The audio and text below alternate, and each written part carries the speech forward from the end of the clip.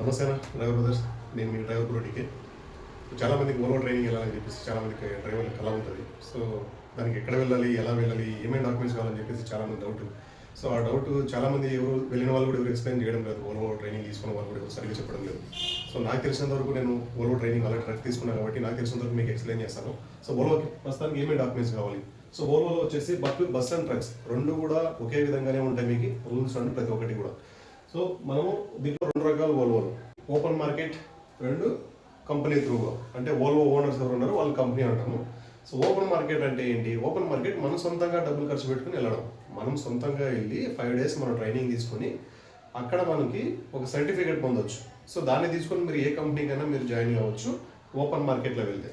Company త్రూగా వెళ్ళామంటే మీరు company ఏదైతే ఓల్వో ఓనర్స్ ఎవరైతే ఉన్నారో, మీరు బస్ అయినా ట్రక్ అయినా వాళ్ళు మిమ్మల్ని ఓల్వో ట్రైనింగ్ పంపించడం. సో అక్కడ మీకు డబ్బులు అయితే ఖర్చు ఉండవు, కానీ దీంట్లో వచ్చి మీకు డబ్బులు ఖర్చు అవుతాయి.